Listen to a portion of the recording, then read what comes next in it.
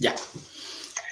Hola, ¿cómo están? Sean ustedes muy bienvenidos. Estamos con el corazón llenito de energía, llenito de amor, llenito de mucho empeño verde, porque y vamos a dar comienzo a un nuevo programa a través de este importante medio de comunicación ciudadano y local. TV Maulinos, a través de cable, la señal 762, a través de todas sus plataformas sociales, junto con su editorial, ha permitido y ha dado luz a un nuevo programa de corte ecológico, de corte ambiental, ¿ya? Pero de corte ambiental y ecológico con contenido también, ¿ya? Así que lo primero que yo de forma personal quiero agradecer a TV Maulino porque siempre está abierto a tocar estos temas, ir a la vanguardia en las temáticas de la parrilla programática del día de hoy. Hoy día hemos querido partir este programa de ecología, de medio ambiente, de conversación en tiempos de pandemia, con un gran invitado. Ustedes ya lo pueden ver ahí, lo pueden ver. Yo voy a hacer una pequeña presentación del invitado del día de hoy. Sin embargo, también quiero referirme a todo lo que está pasando en Chile, en la región, en materia de medio ambiente. Esta semana ha sido sin duda una semana muy noticiosa desde el punto de vista también de lo que está ocurriendo en nuestra región en materia ambiental. El tema del agua nuevamente se ha puesto en la palestra. Todos sabemos en nuestra región lo que está ocurriendo ahí, el conflicto entre los regantes y la empresa generadora eléctrica Enel. Desde octubre también, o antes de octubre, el tema ambiental era el tema que estaba ahí generando conciencia, que estaba generando mostrarse también a través de las calles, estaba haciendo contenido, estaba en los colegios, estaba en las plazas, los movimientos socioambientales estaban ahí en el Chile que quería despertar, o que ya había despertado, dicen algunos hace mucho tiempo. Ocurrió todo esto del despejar social, yo lo digo así, despejar social, y viene lo que es la pandemia, ¿no es cierto? Y el tema ambiental nuevamente ha pasado quizás a segundo plano, y la política de la reivindicación, esta política del petitorio, ha dejado el tema ambiental nuevamente en un tercero, cuarto, quinto plano, y todo se ha transformado en necesidades y pedir y necesidades y un pliego de peticiones a las cuales deben cumplir. Y muchos sostenemos que esto es mucho más profundo, esto es algo que realmente ataca a el centro de la cosa misma, podríamos decirlo así, y en ese contexto es que nace este programa, porque no solamente tenemos una opinión crítica y reflexiva de quienes administran el modelo, sino que también del modelo, por cierto. Y en ese contexto queremos lanzar este ciclo de conversaciones, de reflexiones calmadas, pausadas en términos ambientales. Es así que hoy día me acompaña Alfredo Sfer Yunis. Él ha ocupado varios cargos, uno de ellos en el Banco Mundial, donde a partir de 1979 fue considerado el primer economista ambiental. También fue economista agrícola. Él fue también candidato a la presidencia de nuestro país, muchos dicen ahí, el primer gran diferente candidato que hemos tenido, y sobre todo es un tejedor de conciencia, él nos hace también un tejido a no olvidarnos de quiénes somos, y ese es el mensaje que él ha entregado. Así que recibimos acá en el Maule, en TV Maulino, y en este programa que están haciendo el día de hoy, Zona Ecológica, a Alfredo Sfer, tejedor de conciencia. En lo personal, le quiero agradecer que usted haya aceptado la invitación de nuestro canal y espero que tengamos una muy linda conversación. Bienvenido, don Alfredo. Muchas gracias por esta invitación.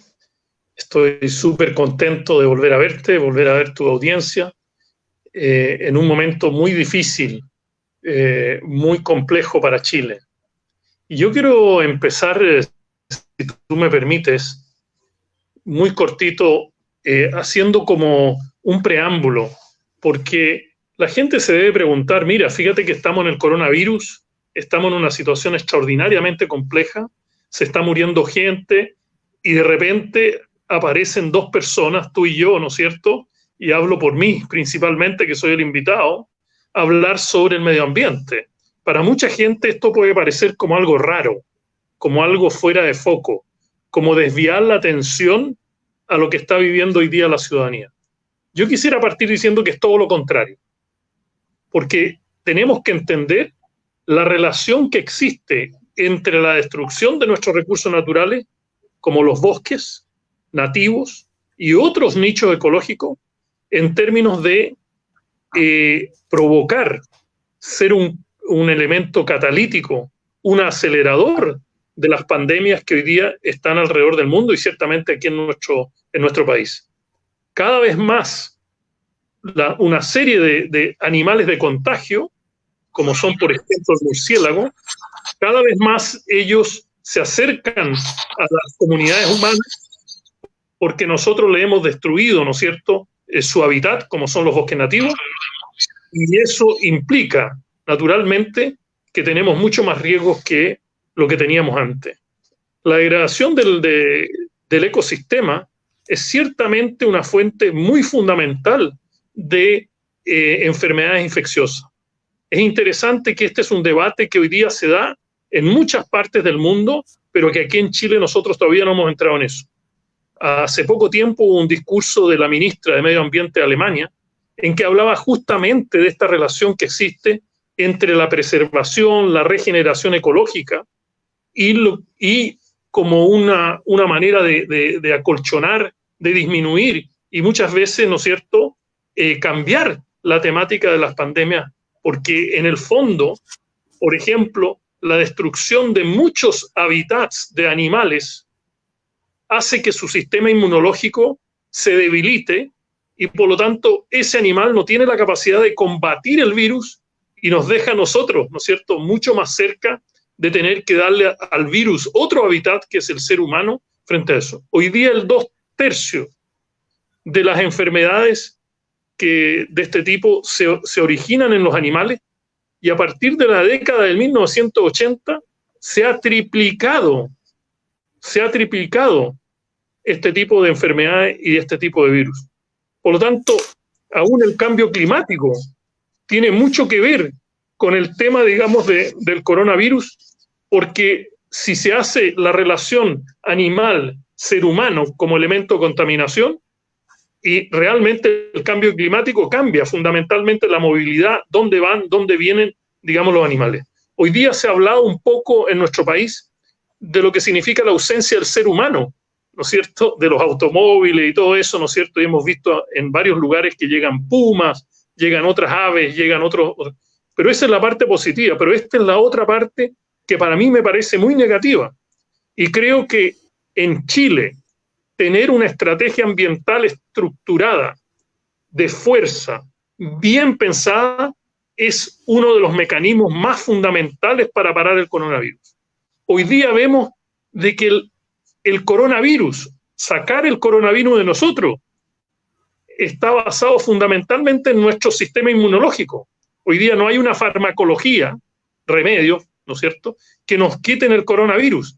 Y resulta que nuestro sistema inmunológico está íntimamente ligado y condicionado por el sistema inmunológico de la naturaleza. Y por lo tanto, la estrategia ambiental es la única que va a permitir un aumento significativo de la capacidad y el poder que tiene nuestro sistema inmunológico colectivo para poder hacer esto. Por lo tanto, termino esta introducción y discúlpame, pero creo que es importante aclarar que yo no estoy aquí simplemente sacando la atención de la gente del coronavirus hacia el medio ambiente. Al contrario, este tema del medio ambiente, la destrucción de nuestros nichos ecológicos, es una de las fuentes más fundamentales de la contaminación. Y además, yo no quisiera que si seguimos en este ritmo de contaminación de las aguas, contaminación del aire, destrucción de los ecosistemas, que estemos nosotros mismos creando un nuevo coronavirus en el futuro. Wow. Es realmente la realidad ha superado la fantasía con esto del coronavirus, ¿no es cierto? Todos esto del distanciamiento social, de que alguna gran parte de la población esté en sus casas, Realmente parece una película sacada de los mejores estudios de fantasía, ¿no es cierto?, lo que estamos viendo actualmente. Sara, esa es la introducción. A propósito de sistema inmunológico, ¿cómo anda el sistema inmunológico de nuestro país, de nuestro territorio, de nuestra nación en materia ecológica, Alfredo Sfer? ¿Cómo anda nuestro sistema inmunológico? ¿Existe, no existe? ¿Existe una planificación? ¿Y tú crees que Chile necesita conversar más de este tema ecológico, de este tema ambiental? ¿Por qué es necesario? Mira, fundamentalmente tu pregunta cala profundamente a la relación que existe entre salud y medio ambiente. Yo esto lo presenté hace muchos años atrás en Chile, pero esto es una discusión en la cual yo estaba envuelto por muchos años. Ahora, naturalmente, si uno dice dónde estamos, hay un elemento bien interesante, que ya hace más de 4 décadas, 5 décadas, que países como los Estados Unidos, por ejemplo, gastan un dineral en la medicina preventiva, en la medicina ambiental. Es decir, hay cada vez más un descubrimiento de la relación calidad-medio ambiente, calidad-salud en el ser humano. Y esa es la relación que nosotros tenemos que dejar en este programa, de que nosotros como ecologistas, como amantes de la naturaleza, no estamos en una volada, no estamos con un tema esotérico, como mucha gente me dijo a mí. En la campaña presidencial mucha gente me dijo, mire, candidato, muy interesante, pero vuelva en 30 años más. Entonces, esa relación entre la calidad del aire y el proceso acelerador, ¿me entiende?, del debilitamiento de nuestro sistema inmunológico y nuestra eventual incapacidad de lograr confrontar un virus de esta naturaleza, ya no es esotérico. Es una realidad, la tenemos en Chile.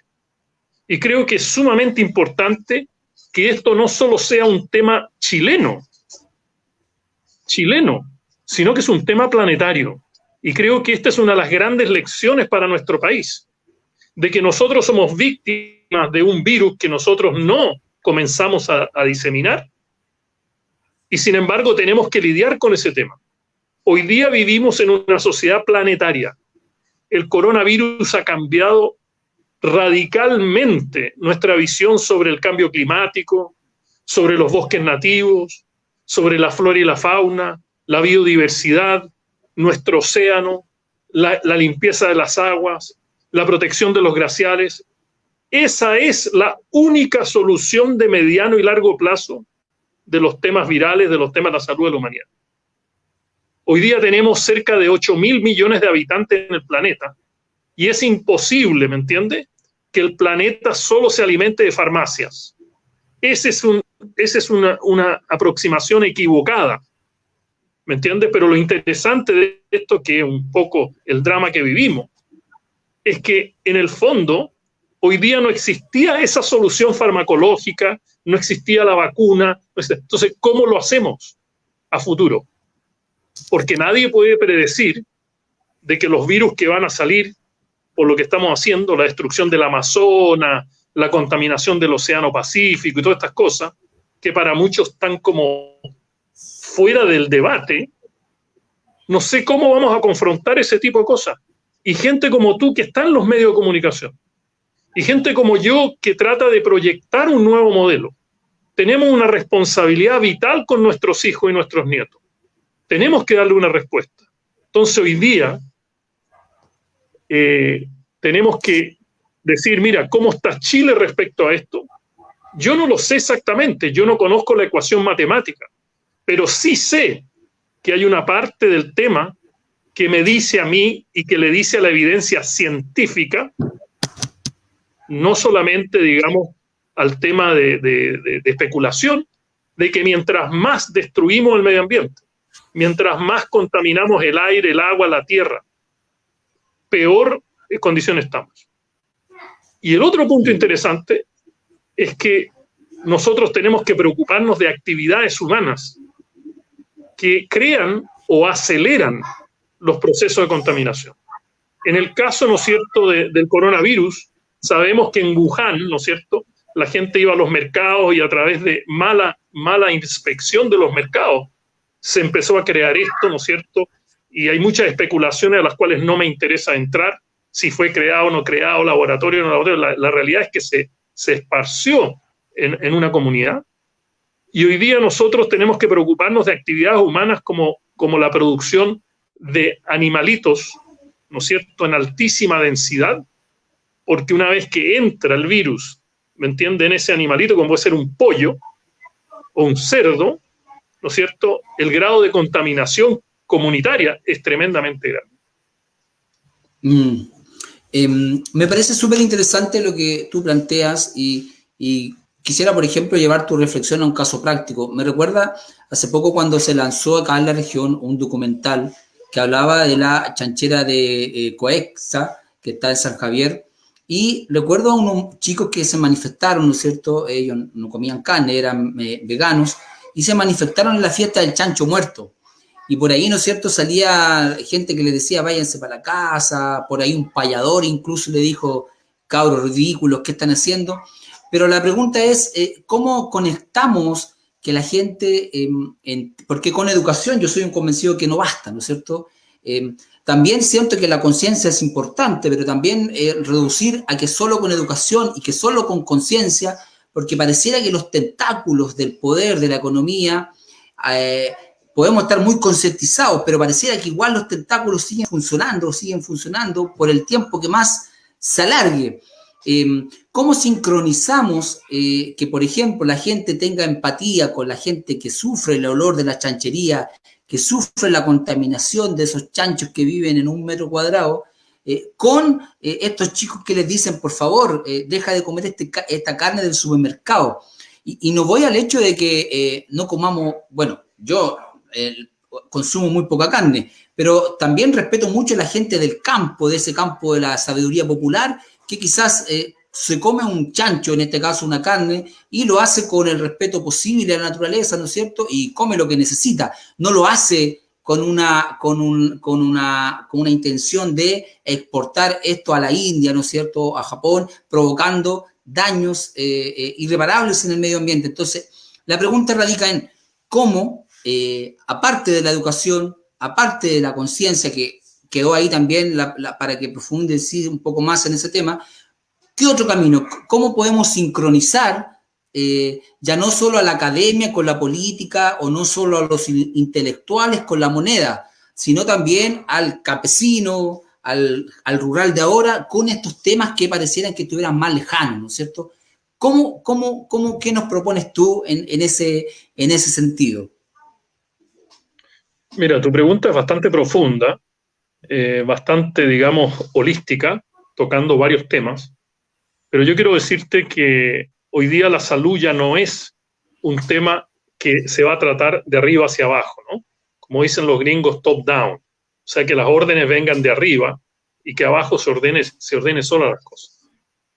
Hoy vivimos en el mundo de lo que yo llamo el ciudadanismo, es decir, la ciudadanía como un sistema de decisión, la ciudadanía como un sistema de participación, como un sistema de gestión, como un sistema de co-creación. Ya no es solo un gobierno que está acá y la ciudadanía sigue lo que un gobierno quiere, o aquí están las instituciones y aquí estamos nosotros. No. Hoy día los movimientos sociales, no solo de Chile, los movimientos sociales del mundo, que han sido nutridos con el tema ambiental, particularmente, demuestra que el futuro del tema de la salud en nuestro país y en el resto del mundo tiene que ver con la ciudadanía, las comunidades y el crecimiento local. Ejemplo típico, que lo conocemos todos, es la Greta Thunberg, ¿no es cierto? Esta niñita que va y reclama, y hoy día con los medios sociales de comunicación, la Greta Thunberg dice, mira, vamos a ir el viernes a una marcha global, ¿me entiende? Y moviliza a millones de personas. Ese es el ciudadanismo. Es un ciudadanismo que empieza a competir con la política tradicional de partidos políticos estructurados en instituciones, ¿me entiende?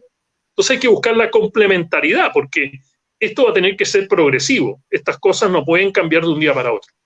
Pero no reconocer que hoy día vivimos un ciudadanismo que determina la calidad de nuestra democracia, un ciudadanismo que determina la eficiencia de las políticas, porque las políticas uno las puede decir, por ejemplo, este distanciamiento social, ¿no es cierto? Yo puedo estar en un micrófono y decirle a la gente, mira, distanciamiento social, sí, pero si la ciudadanía no responde, por muchas razones, no todas son malas razones, entonces necesitamos entender que las políticas hoy día tienen que estar inmersas en lo local y lo comunitario.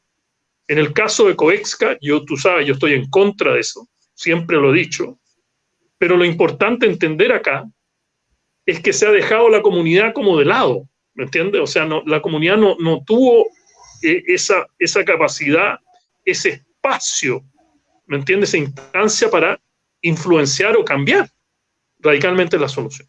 Es decir, cuando se habla de impacto ambiental y se habla de la consulta comunitaria, hoy más que nunca, esta crisis del coronavirus demuestra de que realmente el poder comunitario, el poder ciudadano es de vital importancia en nuestra democracia, en todo lo que queramos hacer. Por lo tanto, una manera de entrar en esto está en el desarrollo comunitario como un criterio de decisión pública. La participación comunitaria, el desarrollo de las economías locales para la autosuficiencia alimentaria, para la protección de la salud, como un valor constitucional. ¿Me entiendes? No que nosotros lo reconozcamos como una frase, que no que lo que reconozcamos como un cliché, otro cliché más. No, sino que los valores comunitarios ciudadanos debieran ser parte de la columna vertebral de una nueva constitución, como también tiene que ser el reconocimiento de que la sustentabilidad del desarrollo no es la guinda de la torta. La sustentabilidad del desarrollo debe ser la columna vertebral de las políticas, los programas, los cambios institucionales, la constitución, las asambleas constituyentes, etcétera, etcétera. La sustentabilidad del desarrollo no es un capítulo de un libro, no, es la filosofía del libro, es la naturaleza del libro. Pero hay algo más, que era lo que tú me preguntabas al final. El algo más es la conciencia colectiva. La conciencia de que todos somos uno. De que yo no me puedo beneficiar sin que tú te beneficies. Y tú no te puedes beneficiar sin que yo me beneficie. La mutualidad, la interdependencia, hoy más que nunca, son valores centrales en el debate, que yo no veo este debate en eso, y lo vemos.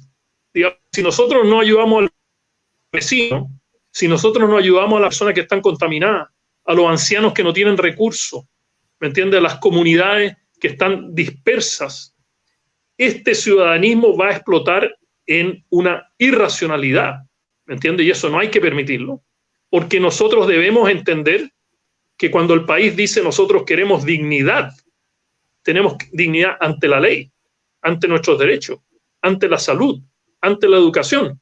Ya no son teorías. Estamos viviendo ese tema hoy. ¿Cómo crear un nuevo líder consciente?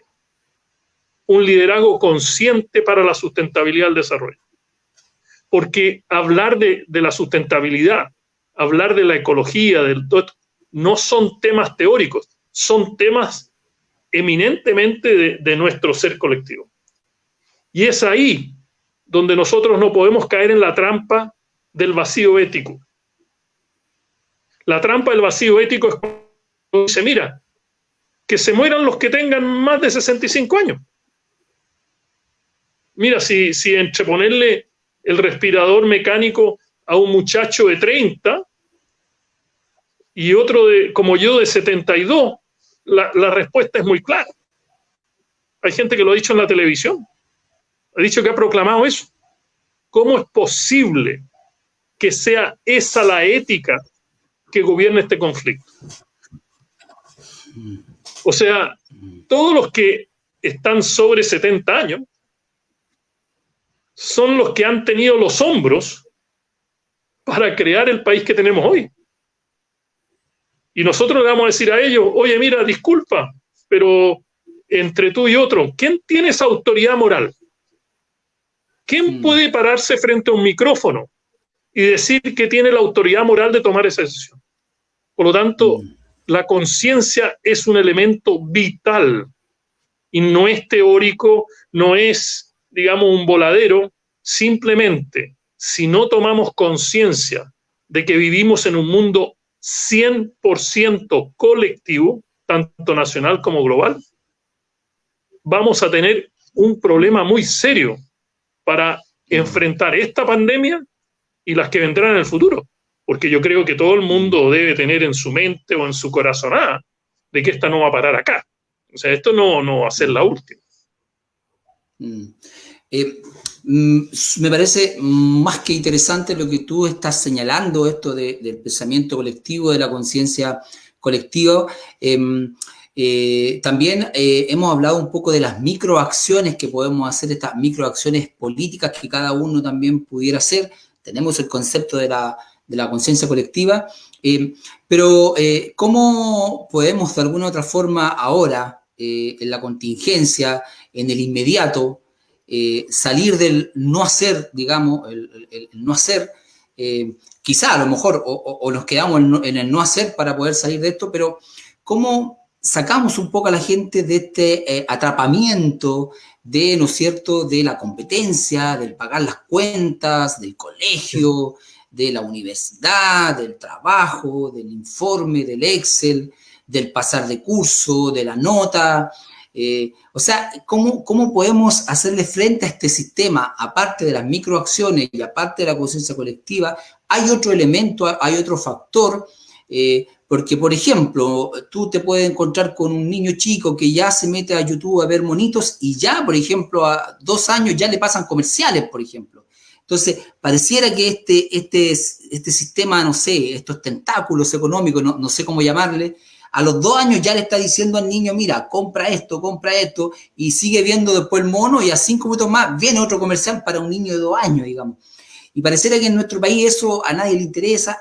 Entonces, nacemos un poquito chuecos en el sentido de lo material. ¿Cómo sacamos a la gente de esto, de lo material, del competir, de la camisa, de los 2 autos, de la casa y la segunda y la parcela?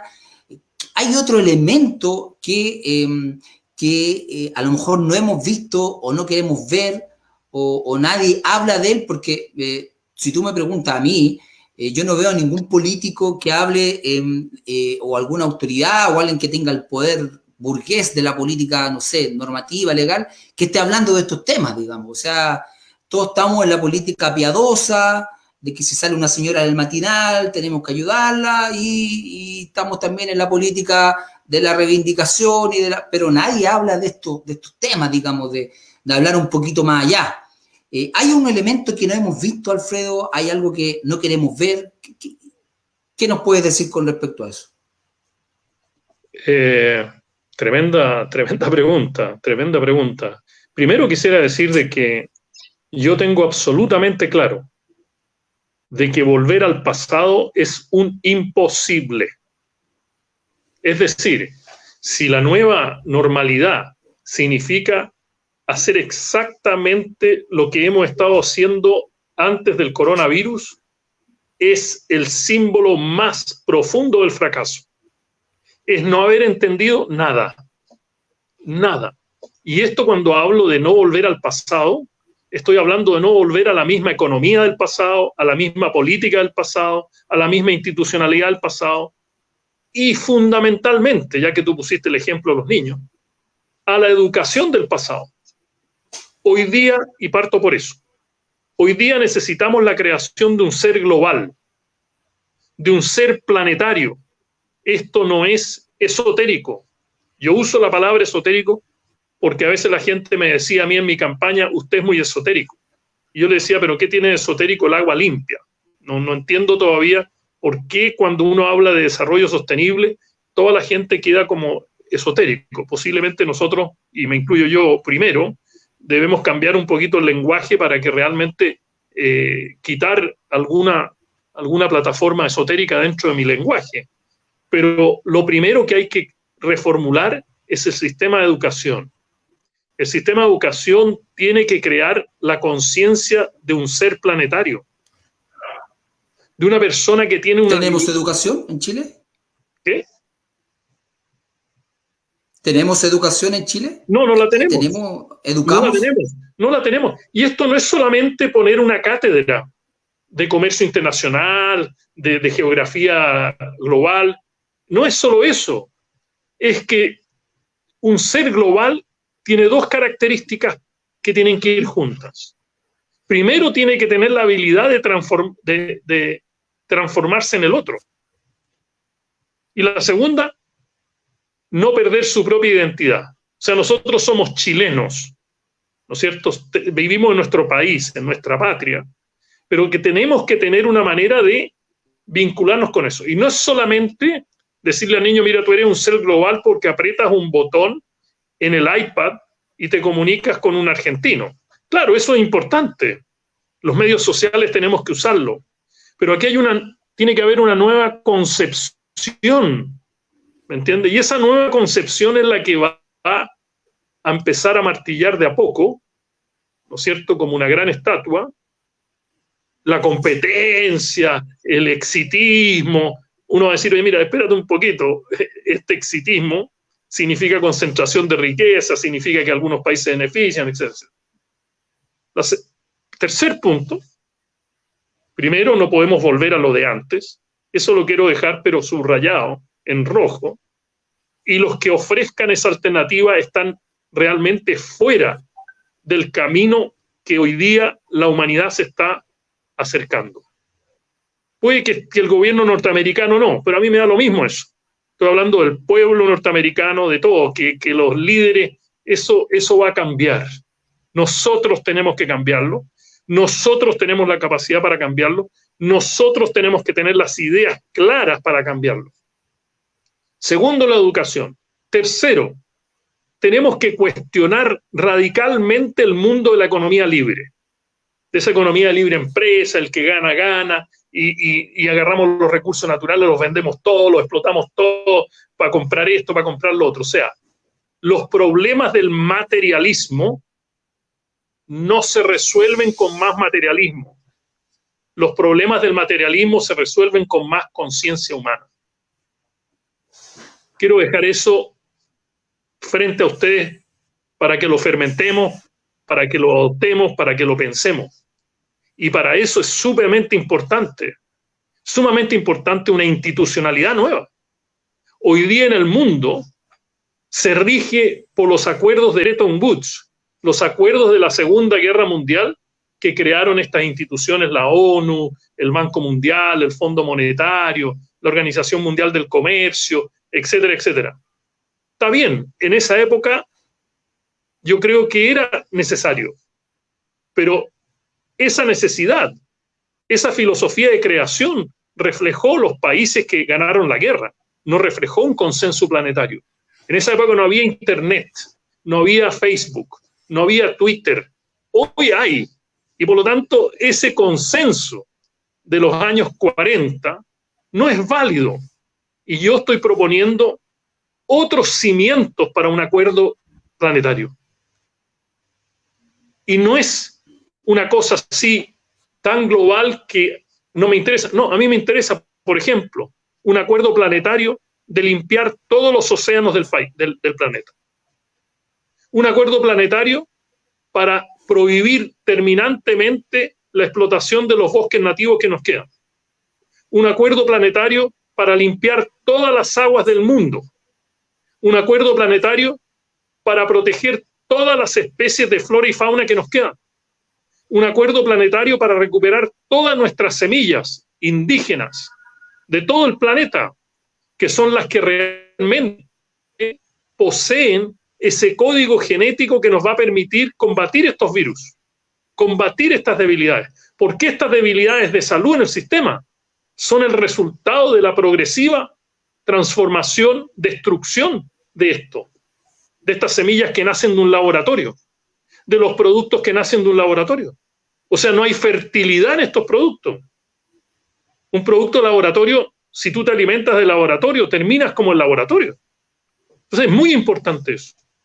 Un cambio institucional profundo, y yo estoy proponiendo reformas a nivel mundial para que las Naciones Unidas se transforme rápidamente, y uno de sus consejos, porque la Nación Unida funciona a través de consejos, como el Consejo de Seguridad, el Consejo Económico y Social, que exista un Consejo Ciudadano, en que el ciudadanismo entre a la ONU como un primer capítulo, porque eso puede seguir cambiando y crear una organización planetaria ciudadana finalmente, pero hay que aprovechar las instituciones como existen ahora. El Programa de Naciones Unidas para el Medio Ambiente debiera transformarse en una organización mundial del medio ambiente, una organización planetaria del medio ambiente. Entonces, no tengo el tiempo como para ir dictando todas las medidas, porque son muy concretas, que estoy publicando. Y el tema es que nosotros ya no podemos ser ese país chiquitito en el fin del mundo, en que no nos preocupa el mundo y que lo único que hacemos es competir para poder ganar. Hoy tenemos que pensar qué sectores de la economía debemos proteger por razones de salud, por razones de existencia, lo que era impensable. Yo me acuerdo cuando proponía eso, hace unos años atrás, todos los Chicago Boys se tiraban encima diciendo, oye, no, pero ¿cómo? Si el libre comercio y todo eso. Yo quiero hacer una propuesta hoy, de que así como antes pensábamos que nuestro Producto Interno Bruto dependía fundamentalmente del comercio internacional libre, yo hoy día le pongo un signo de interrogación del porte de una catedral. Cuarto problema, tenemos que cambiar la economía. Basado en lo que yo acabo de decir, tenemos que cambiar la economía. Cuando yo era estudiante de economía en los años 60, no existía la economía esta neoliberal de mercado, hablábamos de 5, 6, 7 formas de economía. La economía marxista, la economía estructuralista, la economía de no sé qué cosa.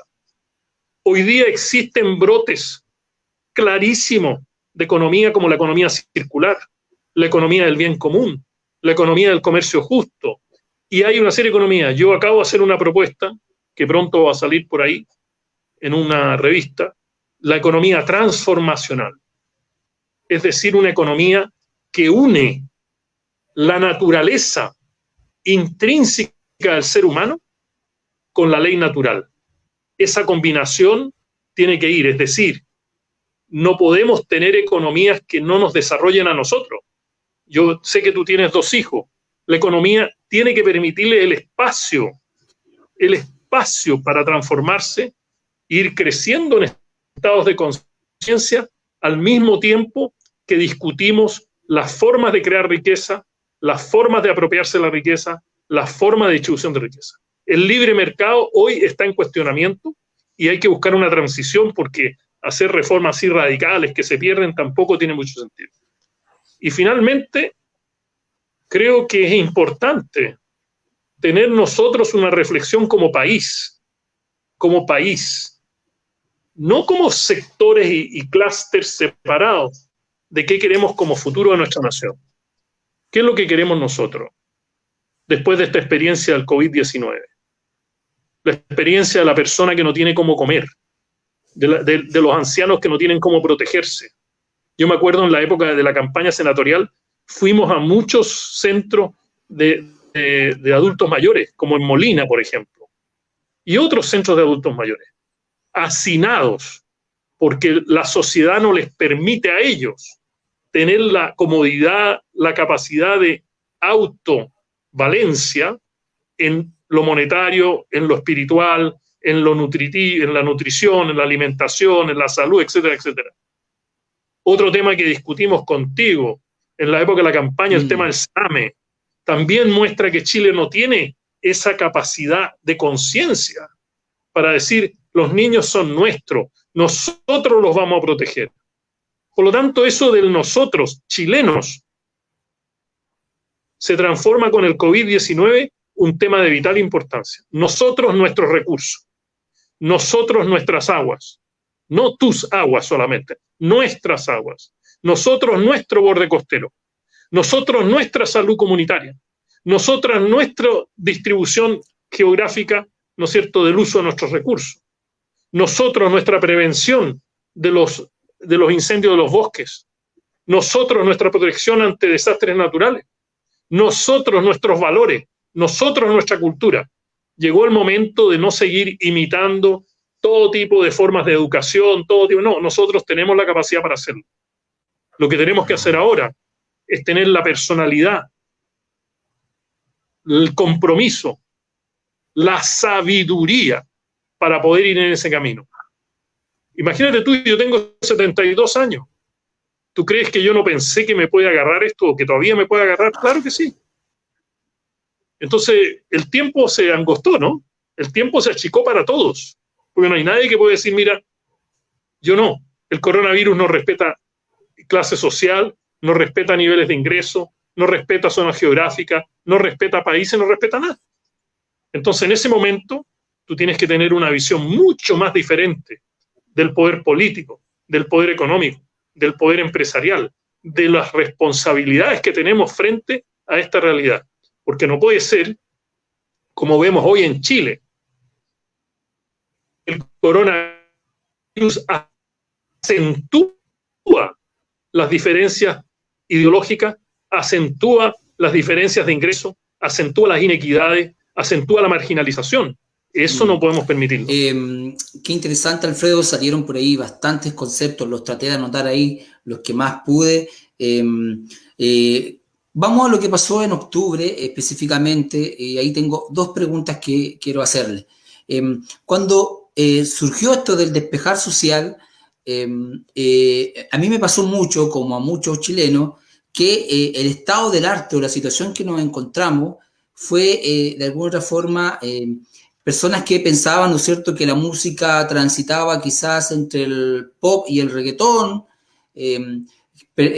muchas personas que pensaban que o eres facho o eres comunista, y empezó a salir este tema binario nuevamente, y después fue desapareciendo un poco el tema binario, esto sí o no, derecha tradicional, izquierda tradicional, y empezó a aflorar este Chile diferente, ¿no es cierto? Entonces, en ese concepto quisiera preguntarte a ti también, Alfredo, ya que también otro factor también que nos dimos cuenta es que empezaron a salir muchas respuestas, o sea, todos tenían respuestas para todos, y yo soy uno de los convencidos que necesitamos nuevamente volvernos a hacernos las preguntas. Tenemos que volver a preguntarnos como país ciertas cosas, y empezaron a salir expertos, académicos en octubre. Ahora con la pandemia nuevamente ocurre algo parecido, un fenómeno más o menos parecido, transhumante de manera igual. Sale nuevamente este tema binario, sale este tema binario manifestado entre política o autoridad política tradicional versus una oposición que va a la pelea chica. También la clase como media, sí, también un poco perdida, pero también viendo en todos lados, ¿no es cierto?, o marxista o gente que está a favor del modelo, y también vuelve a salir un sinfín de expertos, de respuestas, de lo cual no tiene nada malo, solamente lo constato, de programas, gente que tiene muchas cosas que decir, y este es el camino, vamos para allá, vamos para acá. Entonces yo te quisiera preguntar, ¿cuáles son las preguntas que necesitamos volver a hacernos después de todo esto que está pasando, octubre y la pandemia? También preguntarte por el concepto de sabiduría. Lo dijiste tú por ahí, también un poco, igual que con la espiritualidad, a veces un poco burlado, mal calificado, se ríe uno un poco de eso, pero contarle a la audiencia que está acá, nuestro pueblo chileno tenía mucha sabiduría, nuestro campo chileno tenía mucha sabiduría. Ahí voy a citar a Gastón Sublet, que es uno, Fidel Sepúlveda, de los grandes investigadores de este tema de los refranes, por ejemplo, esta forma de filosofar corta. ¿Qué pasa en Chile con el tema de la sabiduría? También estamos perdidos en el conocimiento racional, causa-efecto.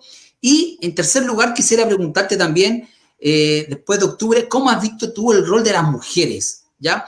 A mi parecer, lo que ocurrió, y en tema ambiental también, sobre todo en tema ambiental, el tema de la juventud, los jóvenes, son cada vez los que están ahí también empujando los temas ambientales y ecológicos, y también las mujeres. Entonces quisiera hacerte, por una parte, esas tres preguntas. ¿Cuáles son las preguntas que necesitamos volver a hacernos? ¿Cómo ves también el rol de las mujeres? ¿Y qué opinas de la sabiduría en nuestro Chile actual? ¿La tenemos? ¿Existe? ¿Se fue? ¿Dónde está? ¿Qué temazo? Sonrío porque Tengo que aprovechar. De alegría de escucharte, de escuchar que estás interesado en estos temas. Y por otra parte me río porque voy a dejar a todo el público insatisfecho. Pero respecto a las preguntas, yo creo que es de vital importancia hacerse las siguientes preguntas. Primero, ¿esta sociedad de bienestar va a dar lugar o tiene que darle paso a una sociedad de derechos? Este es un tema súper importante que ha sido muy mal explicado por aquellos que muchas veces toman las banderas de este movimiento hacia una sociedad de derecho. ¿Cómo funcionamos en una sociedad de derecho? ¿Dónde está la ley en una sociedad de derecho?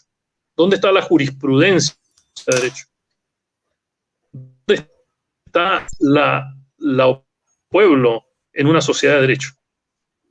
¿Cómo funciona la economía en esta sociedad en que los derechos económicos, sociales y culturales ya no son rebatibles, son una necesidad profunda? Lo segundo es cómo debemos usar los recursos del Estado. ¿Me entiende? Lo que la gente contribuye al Estado. Porque hoy día se habla mucho de los ingresos fiscales, cobrar más impuestos, menos impuestos, si son progresivos o regresivos, si los impuestos son equitativos o no. Pero nadie está discutiendo cómo se gastan estos dineros. Y yo creo que ha habido un cambio radical después de octubre. ¿Me entiendes? De cómo se debería gastar cada peso en manos del Estado. Y eso demanda de mucho trabajo, porque el presupuesto de la nación está determinado por ley. Está muy bien que lo determine la ley, pero también la ley, como es ahora, y como está estructurada ahora, tiene grandes inflexibilidades. Es decir, si yo quisiera, si uno quisiera, no solo yo, pero si nosotros quisiéramos, que lo que yo he propuesto hoy día sea una realidad, el presupuesto como se ve hoy no es lo mismo, no va a dar esa distribución del presupuesto, no le va a dar la prioridad que necesita una visión ambiental, ¿me entiendes? Una visión de economía sostenible, de sociedad sostenible. Y eso es una pregunta que tenemos que hacernos. ¿Cómo vamos a cambiar esta distribución de tal manera de que crezcamos por una parte, que haya empleo, ¿me entiendes? Que haya eso mínimo material que todos necesitamos, porque la materialidad no es el problema. El problema es la concentración material, pero la materialidad la necesitamos. Necesitamos pan, mantequilla, papas y todo lo que se necesita en un hogar. Se necesitan casas, se necesitan caminos. Por lo tanto, deshacerse de lo material es como una cosa un poco absurda. Quiero dejar claro que yo no estoy en esa postura. Pero también tenemos que entender la calidad del gasto público. Para eso tenemos que tener una visión correcta de dónde queremos ir. Y ahí hay 70.000 preguntas. Hay 70.000 preguntas. Imagínate que a nosotros se nos dice que con respecto a nuestra salud, nosotros debemos tener distanciamiento social, como diciendo, mira, aislamiento, por ponerle un nombre un poco más burdo. Pero cuando hablamos de la economía, no queremos distanciamiento social, no queremos protegernos. El que cayó, cayó, y el que no cayó, no cayó. Eso es como una contradicción, ¿me entiendes? Al medio de lo que estamos conversando. ¿Cómo construimos una sociedad de derecho? ¿Cómo progresivamente implementamos los derechos a la educación, los derechos a la salud, etcétera, etcétera? Tercera pregunta. ¿Es posible que este sistema que lo tenemos hoy en relación a el acceso, la propiedad, el manejo y el uso de nuestros recursos naturales, si es un sistema viable o no? Yo digo no. Por lo tanto, tenemos que repensar el código de agua como una esencia fundamental de la vida chilena, no simplemente como una pelea por el poder sobre el agua. Estamos hablando de que nosotros somos agua. Nosotros somos los ríos. Sin ríos no podemos vivir. ¿Me entiendes? Sin flores no podemos vivir. Sin bosque no podemos vivir. Sin animales no podemos vivir. Este es un tema existencial, no es un tema simplemente político o de tener una idea A, B o C sobre el tema. ¿Quién va a tener la propiedad de nuestros recursos? ¿Cuánto vamos a hacer crecer las ciudades? ¿Cómo se va a densificar, digamos, la población? Porque hoy día existe mucha énfasis, por razones obvias, por la contaminación del virus, en las zonas urbanas de alta densidad. Pero nosotros no nos estamos preguntando sobre las zonas rurales. Y es justamente en las zonas rurales donde se puede manejar, se puede casar con se puede matrimoniar el tema ético de la economía con la salud. Y el Maule podría ser fundamental, un ejemplo central, particularmente en la zona sur del Maule y en las zonas costeras, en las cuales nosotros con ideas nuevas podamos no tener que confrontarnos a la idea de que o te mueres o hay economía o te mueres, porque eso sería, digamos, una locura. Y creo que también es importante entender que nosotros tenemos que responder la pregunta hoy, que no la respondimos con la explosión social, que no la respondimos con el coronavirus. ¿Cómo nos vamos a reagrupar? ¿Cómo nos vamos a reagrupar? Ok, se acabó el tema del coronavirus. ¿Qué viene después del coronavirus? ¿Qué hacemos con la gran transformación social que necesitamos? ¿Qué hacemos con las necesidades materiales de hoy? ¿Qué hacemos con todas estas nuevas variables que han nacido en nuestra sociedad? Ese reagrupamiento. En ese reagrupamiento tenemos que definir el rol del sector privado, particularmente en la contribución del sector privado al bienestar común, al bienestar público. Y quisiera decir respecto ahora a la segunda pregunta, la sabiduría. Quizás debiéramos un día preguntarnos cuál es la diferencia entre el saber y el ser sabio. Y creo que ahí hay que entender de que el ser sabio no es el resultado de la educación universitaria. El ser sabio, la sabiduría nace bajo la profundidad de la experiencia que las personas tienen con la vida, la escuela de la vida. Por eso que me parece muy adecuado que tú digas que realmente nuestro pueblo tiene una sabiduría especial, nuestro pueblo tiene la capacidad de guiar nuestros propios destinos.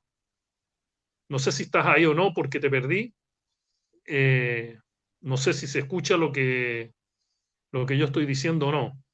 Por favor, confírmamelo. Don Alfredo, muy buenas tardes. Habla Juan Carlos Arenas por acá. Sé que se le desconectó la transmisión a Álvaro. Estamos tratando de retomar la transmisión con él. Yo soy periodista, editor acá en TV Maulinos, quien está haciendo la transmisión acá desde el canal acá en Talca. He estado siguiendo con bastante atención el relato, lo que usted está comentando. Álvaro está tratando de ingresar nuevamente a la transmisión. ¿Debo continuar? Sí. Perfecto. Entonces, es importante el tema de la sabiduría, porque cuando uno se desconecta de la sabiduría, que tiene que ver esencialmente con nuestra relación con nuestro origen étnico, origen social, origen ecológico, origen, digamos, tierra a tierra. Si nosotros nos desconectamos de origen y empezamos a no tener sabiduría, no hay ningún futuro para Chile. Esa sabiduría no la va a producir el laboratorio, ese sentido común que da la sabiduría no lo va a producir la tecnología, esa paz que da la sabiduría no la va a producir la estabilidad en la lucha social.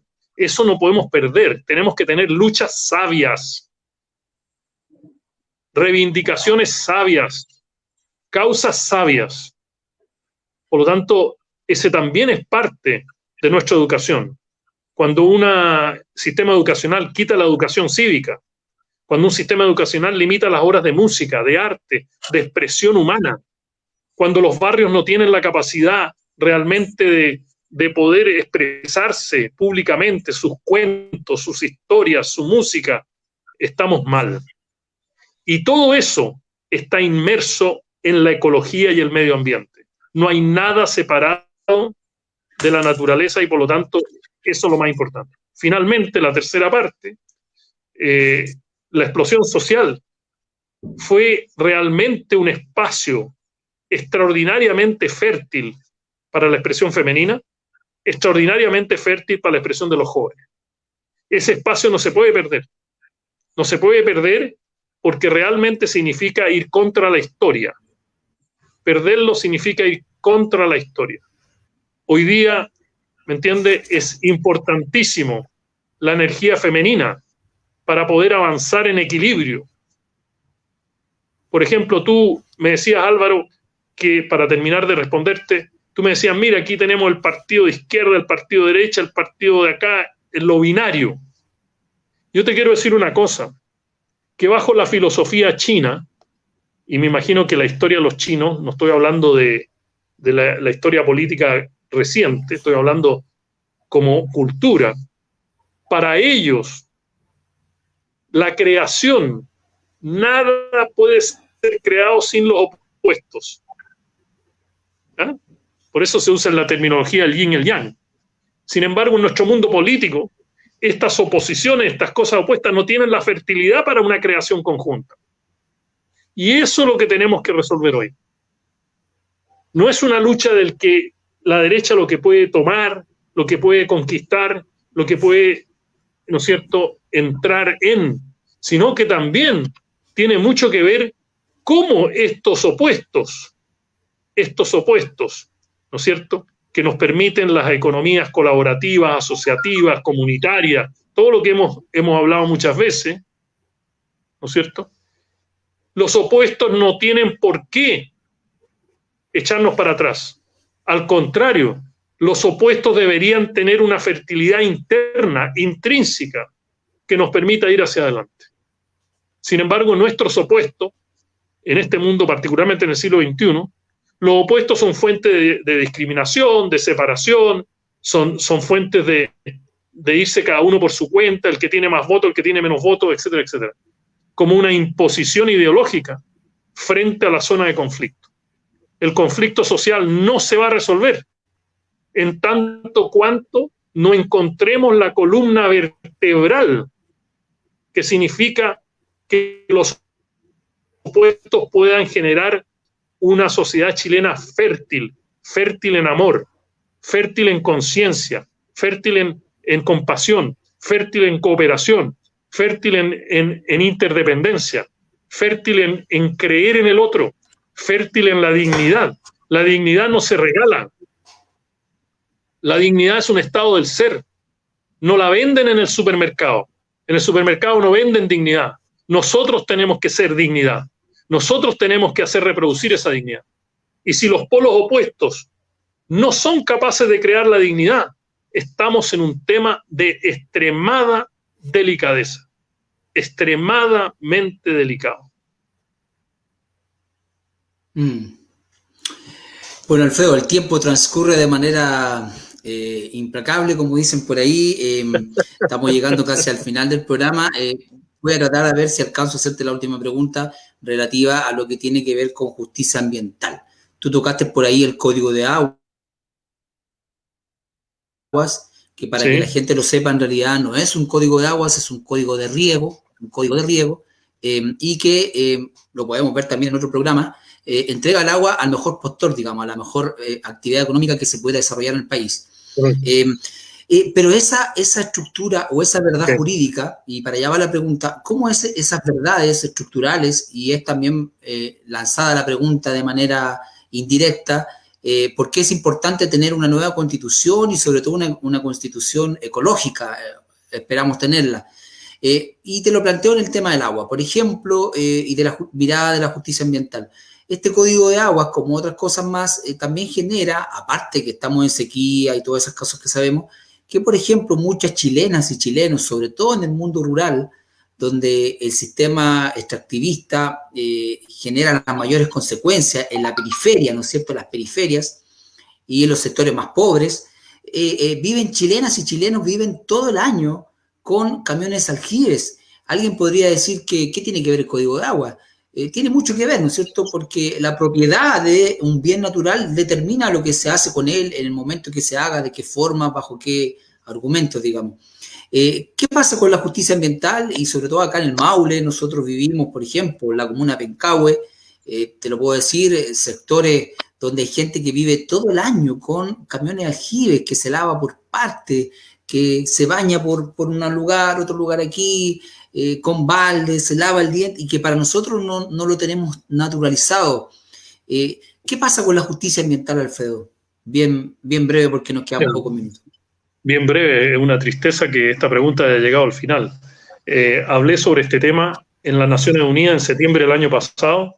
Hice un discurso sobre el tema de justicia ambiental delante de todas los grandes dirigentes de todas las religiones del mundo, en la conferencia que se habló, ¿no es cierto?, del cambio climático, donde estaba el famoso Congreso de la Juventud, ¿no? Y primero, todo lo que hagamos tiene una cara de justicia, es decir, de si hemos logrado o no logrado el bien común, si uno puede ponerle ese apellido a la justicia. Lo ambiental es de vital importancia para saber si logramos el bien común o no, y yo hoy día pienso que existe una gran injusticia ambiental. ¿Por qué? Porque hay una relación 1 a 1 entre, ¿me entiendes?, el medio ambiente, la calidad del medio ambiente y el bienestar humano. Por lo tanto, cuando se habla de crisis ambiental, también estamos hablando automáticamente de temas sociales. No se puede dirigir. Por lo tanto, sería hacer un programa sobre justicia ambiental, qué trata la justicia ambiental, por qué ha nacido este tema. Muy temprano en Estados Unidos hay definiciones muy interesantes que no son impactos negativos sobre las personas, sino también si en el tema de justicia ambiental se discute el tema intergeneracional, porque generaciones futuras tienen derecho, y también se discute el derecho a la naturaleza, pero son temas que no puedo realmente desarrollar en este momento. Y para terminar, ya que el tiempo se acabó, te diría que yo no estoy por una constitución ecológica. Yo estoy por una constitución consciente donde la sustentabilidad, que incluye la madre tierra como ser vivo, es el eje central de eso. Pero simplemente hacer de una constitución un árbol de Pascua, de temas, ¿me entiende?, no va a ser verdaderamente una constitución. Y a mí me tocó hablar sobre este tema de la constitución consciente en Ñuñoa, en una plaza abierta durante el conflicto social, donde hablé 1 hora, 2 horas, y si el público tuyo y hablar de eso, yo propuse 19 medidas constitucionales dentro de esa constitución, pero de la columna vertebral de la constitución no es ningún ismo, porque no puede haber sin el ser humano, y no puede haber ser humano sin ecología. Por lo tanto, si uno quisiera acomodar la definición que tú me acabas de dar, yo diría que tiene que ser una constitución humano-ecológica, no una constitución ecológica, porque nuevamente nos va a marginalizar a todos los que estamos en este camino de la ecología del medio ambiente. Nos va a poner en una posición que contrapone a los intereses humanos, sociales, comunitarios, ¿me entiendes?, políticos, de poder, de justicia, de derecho, con una ecología purista que es por la cual yo no saqué muchos votos, porque mucha gente pensó, mira, este tipo prefiere un árbol ante el ser humano, y eso no es cierto.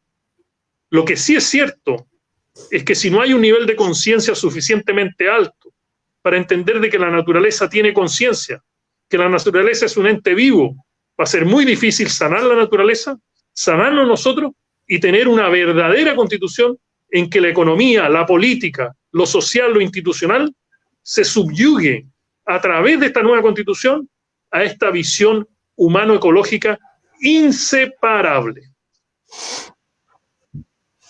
Muy bien, muy bien. Bueno, hemos llegado al final de este espacio. Quiero agradecer a don Alfredo Sfer la invitación a conversar. Realmente ha sido un agrado haber compartido este diálogo con usted, haberlo entrevistado, haberle hecho preguntas. Así que agradecemos, don Alfredo, que usted haya aceptado la invitación de TV Maulinos, por cierto, también de participar de este espacio ambiental y ecológico. Muchas gracias a ti por la invitación. Estoy contento de estar con el corazón en el Maule y agradezco la gentileza tuya de haberme invitado y discutir temas tan importantes como lo que estamos viviendo hoy. Un abrazo y un saludo a todas las maulinas y maulinos. Muchas gracias. Bueno, por mi parte me despido, los dejo también en la programación de nuestro canal. ¿Quieres saber más de ecología, de medio ambiente? Todos los jueves a las 20 horas. Te dejo invitado para el próximo capítulo. Va a estar Mauricio Valiente, un gran defensor de acá de la región del Maule. Él es de CODEF. Vamos a hablar de la fauna y la flora con identidad maulina en el próximo tema. Así que los dejo para un gran programa todos los jueves a las 19 horas. ¿Ya? Muchas gracias. Abrazos verdes para todos. Gracias.